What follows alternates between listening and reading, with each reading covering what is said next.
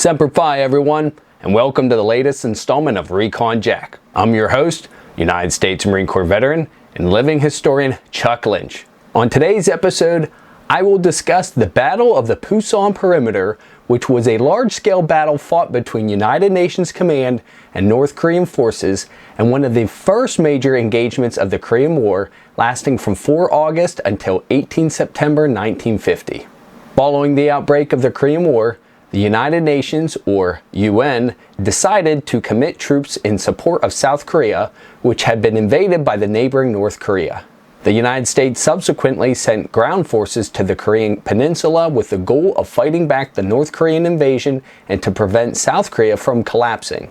The Korean People's Army, or KPA, 89,000 men strong, had advanced into South Korea in 6 columns, catching the Republic of Korea, or ROK Army, by surprise and completely routing it. The smaller ROK suffered from widespread lack of organization and equipment and was unprepared for war. Numerically superior, the KPA forces destroyed isolated resistance from the 38,000 ROK soldiers on the front before moving steadily south.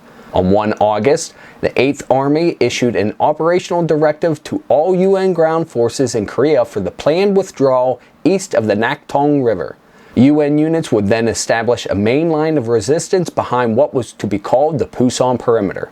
The intent was to draw the line on retreating and hold off the KPA while the UN built up its forces and launched a counteroffensive. Central to the UN defensive plan was to hold the port of Pusan, where vital ground supplies and reinforcements were arriving from Japan and the US. Pusan possessed airfields where US combat and cargo aircraft were streaming into Korea with more supplies. A similar system to the Red Ball Express in World War II was employed to get supplies from Pusan to the front lines. The 8th Army, commanded by Lieutenant General Walton Walker, began preparing a counteroffensive, the first conducted by the UN in the war. This will kick off with an attack by the US reserve units on the Masan area to secure Chinju, followed by a larger general push to the Kum River in the middle of the month. One of Walker's goals was to break up a suspected massing of KPA troops near the Taegu area by forcing the diversion of some KPA units southward. On 6 August, the 8th Army issued the operational directive for the attack by Task Force Keene, named for the U.S. 25th Infantry Division Commander William B. Keene. Task Force Keene consisted of the 25th Division, less the 27th Infantry Regiment, and a Field Artillery Battalion, plus the 5th Regimental Combat Team and the 1st Provisional Marine Brigade attached, a force of about 20,000 men.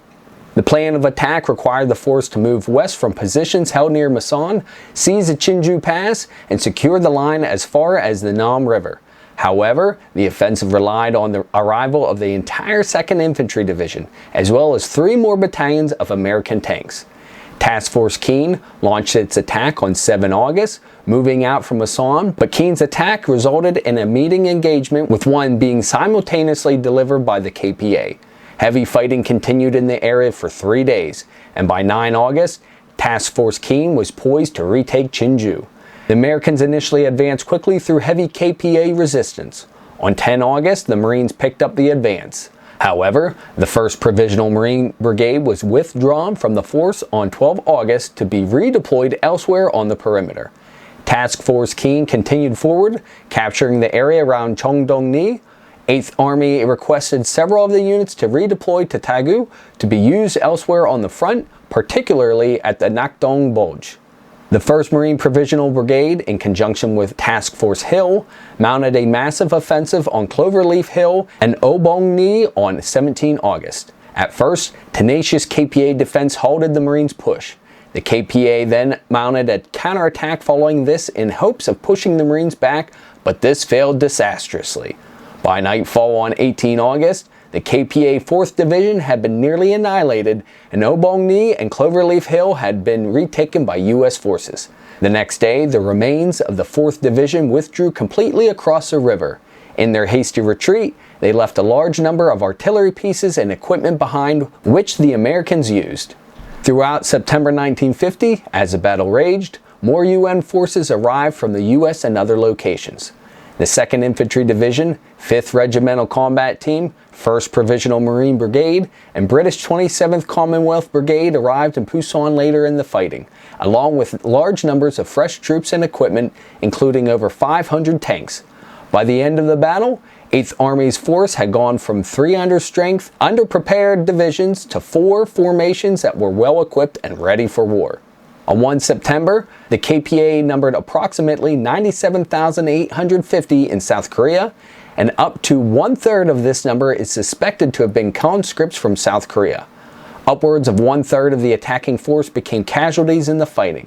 This means KPA casualties from 1 to 15 September could range from nearly 41,000 to 36,000 killed and captured, with an unknown number of wounded. They also lost 239 T-34 tanks and 74 Su-76 self-propelled guns, virtually all of the armor they possessed.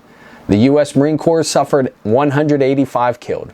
With this successful Pusan Perimeter holding action, the victory set in motion the moves which would shape the remainder of the war. General Douglas MacArthur and the Joint Chiefs of Staff, pushed by U.S. leaders in Washington, decided to aggressively pursue the shattered KPA into North Korea. This agitated China, which threatened that it would not stand aside should the imperialists invade the territory of their neighbor. Warnings from other nations not to cross the 38th parallel went unheeded, and MacArthur began the offensive into the country when North Korea refused to surrender. This would eventually result in Chinese intervention once the UN troops approached the Yalu River, and what was originally known as the 24 to 25 November Home by Christmas offensive brought the Battle of Chosin Reservoir and turned into a war that would continue for another 2.5 years. I hope you enjoyed today's episode of Recon Jack, and perhaps you've learned something new. Stay tuned for more episodes as I continue to explore the hallowed history, traditions, and individuals of the United States Marine Corps. Please feel free to like this video, subscribe to my channel, click that notification bell, and leave a comment in the section below. I always enjoy interacting with you folks and seeing the growth of this channel. Also, don't hesitate to tell a friend or family member or email me directly to recon_jack@hotmail.com. Until next time, Semper Fi, and carry on.